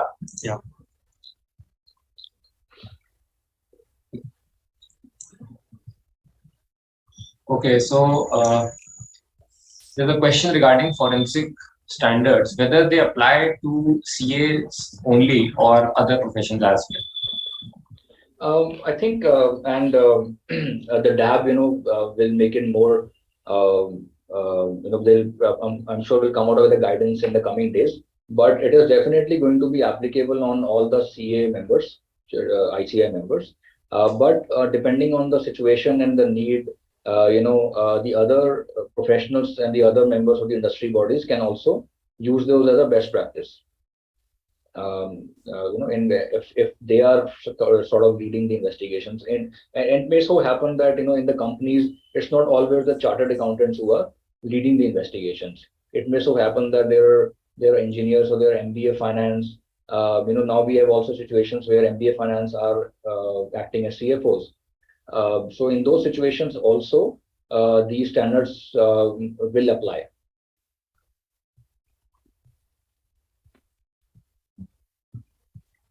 Moving on, whether issues reported in a forensic audit report, whether they can become a part of an internal audit report or a statutory audit report? Well, very good question. I think to answer that, I'll have to maybe take a step back. So we discussed about 143.12. Right, that how it is mandatory for the statutory auditors now to report all the frauds above 1 crore. Right, so when that happens, invariably a company will appoint a forensic investigator. Right now, it is very important. The auditor as well as the company board or management cannot conclude the matter unless the forensic audit is completed by a forensic auditor. Right, so to that extent. The management as well as the statutory auditor will rely on the forensic auditor report. But saying that the forensic auditor report can be made part of the internal audit report or the statutory audit report, that may not be true because both are independent, and the scope is different, the objective is different. But one can rely on the work done by another consultant.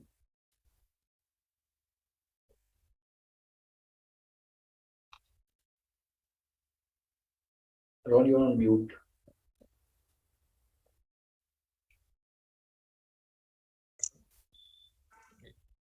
So moving on to the next question.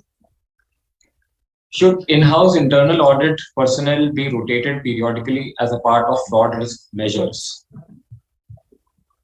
I think job rotation is one of the elements of prevention of fraud risk. And there are some roles which are more riskier than the others.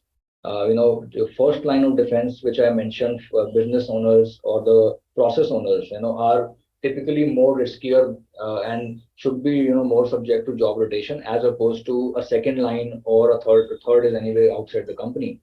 But say for example, if the internal auditor has been performing this function for say 10 years or 20 years. That would only add to the experience, right? And that would only add to the knowledge bank for the company. If that would be my view, but I think to answer your question, it would be very important for the first layer, which is the business on, say, a procurement manager, right? Or say a person who's handling cash in the company, or a person who's preparing a bank reconciliation statement. These are typically the roles which are very high risk and should be subject to job rotation, is in my opinion.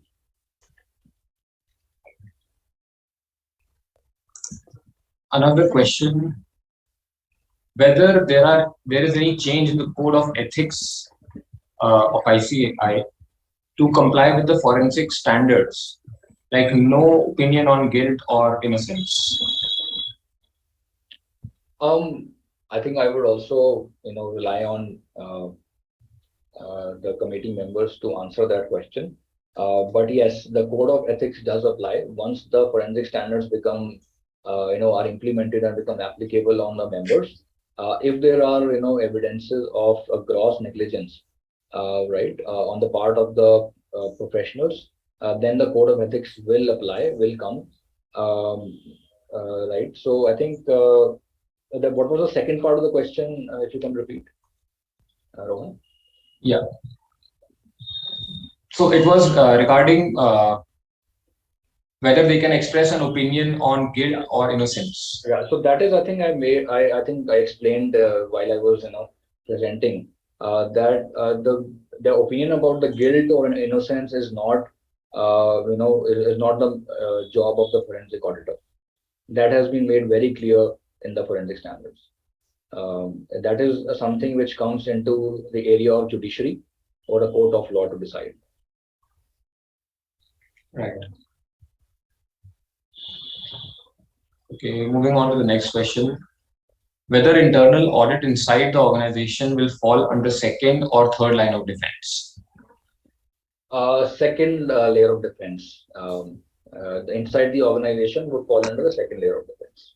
And even, the larger organizations these days have ERM functions also, which is enterprise risk management, which is typically, is kept separate from the internal audit. ERM is the function which is responsible for designing a lot of the controls in the processes, which help the first layer of defense in designing the controls. An internal auditor typically, his responsibility is to test the controls. While I understand that in a smaller organizations, some of these lines are blurred, and I personally have witnessed that an ERM enterprise risk management person is also auditing and have sometimes stepped into the shoes of first layer as well. So the less that happens, the better it is for the company. Right. Okay.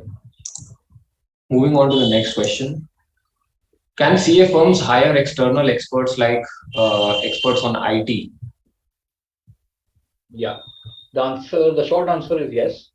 And especially, in our forensic engagements, we sometimes, while I think the big four organizations have their in-house, forensic technology departments. And if there is a forensic imaging of a laptop or a device is required, we typically have these teams in-house. But in a different situation, the CA firms can, subcontract the digital forensics part to the IT firm also. That also happens. But again, it is very important to, then mention that in the report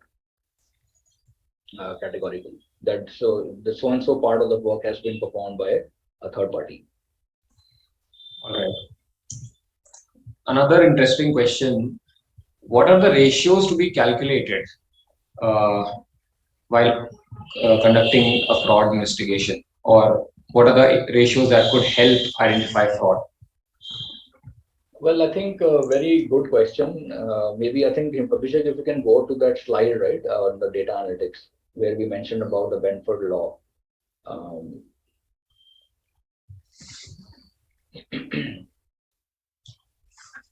Abhishek, do you want to answer this? I know you keep on doing this on a daily basis. Sure. So, hi everyone, Abhishek this side. So, in investigation, specifically where accounting is involved or finance is involved, we do a lot of analysis. For example, Benford analysis or pattern analysis, and even the horizontal and vertical analysis of the financial statements. So these analysis gives a broad view of the trend which is being followed. For example, changes in sales, changes in profit, are they in correlation with the assets and liabilities, whether sales are increasing as per the cost, because a sudden increase in sales without the raise in the cost can be a good highlight or indicator that there is some fraud happening, right? And every financial ratio gives you a clear view, like whether it is a fraud indicator or not. For example, liquid ratio, or you can say the current ratios. It is how you use these ratios to interpret the financial statements. Right. Thank you, Abhishek.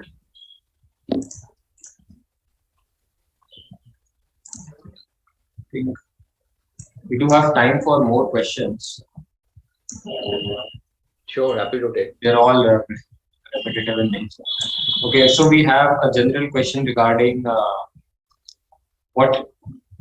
what is the career growth like in the forensic field? I think so I have been in this field for almost 14 years now, Rohan. And I mentioned that the reason I joined forensic field is because I wanted to investigate Satyam fraud. And from that day till today, it has always been a new engagement, new situation, and all every day seems like a new day. So that is something that has helped me continue my journey. And then the profession has also been extremely rewarding as well. So I'm a partner with forensics now, and I have become a partner in almost 12 to 13 years, which is a faster growth path when it comes to Big Four. And all of that is a result because of a lot of forensic activity happening in the country, right? So we have a lot to do, and I think it is a very good opportunity for our budding chartered accountants to choose as a area of profession. Thank you, Himanshu. I think that's the end of the questions. We don't have any more questions as of now. Sure. Okay, so we do have one. This is regarding Bainish M score. Could you please explain that? Sorry, I missed it. Say that again. The Bainish score. Bainish score. I didn't get it. You mean the Benford law? Or it says the Bainish M score. I don't know. Sarpal or Abhishek, do you understand this? Yeah.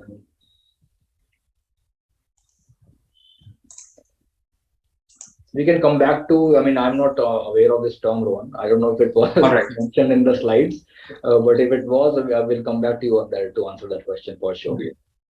All right. No problem. I think that's the end of all the questions for today. And sure. Thank you so much for the opportunity. I think it was a very good experience. Thank you, Himanshu, for that exciting, really knowledge enriching session of yours. Thanks a lot. And I think we have reached the conclusion for today's program, but I'm sure that the caravan of learning would never stop. It was an absolute pleasure to learn from the industry experts, and hopefully we'll implement some of the measures discussed in our practice areas too. I would like to thank the audience for being so patient and staying with us till the end. This program would not have been possible without the constant support of the DAV team, who work tirelessly to bring such knowledge-enriching sessions to our doorsteps. I would once again like to thank Chairman C.A. Charanjot Singh Nandaji, Vice Chairman Dayanewaz Sharmaji, and CIRC Chairman C.A. Atul Mehrotraji for organizing this program to help the members in their quest for continuing professional development. I would also like to express heartfelt gratitude towards our experts, C.A. Rajat Vig and C.A. Himanshu Arora, and along with Himanshu Sarpalji and Abhishek Jain as well. Thank you for being a wonderful audience, and it's been a pleasure, and I hope to see you again soon. Thank you. Thank you so much, Rohan. Thank you. Thanks, everyone. Right. Thanks, everyone.